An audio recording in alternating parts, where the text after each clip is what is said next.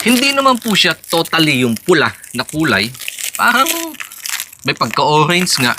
Dahil hindi nga po ito pangkaraniwan katulad po doon sa mga nahihinog na langka na dilaw.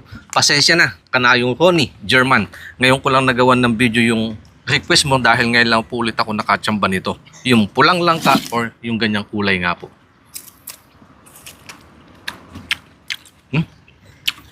Tamis.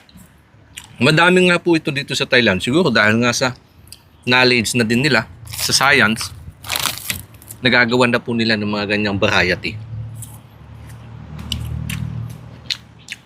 Malutong. Siguro pag nahinog-hinog pa ito, yung medyo na-overripe, mas lalabas pa yung kanyang pagiging kulay. For now,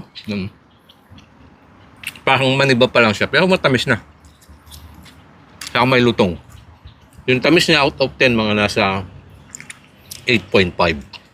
Galing po yan sa rep, kaya nagmo-moist pa lamig. Ito masarap na pambirenda at saka panghalo nga po sa mga kakanin. Pa-comment nga mga kanayon kung pamilyar din po kayo sa gantong kulay na langka o yung pula o yung ganyan nga po, medyo orange.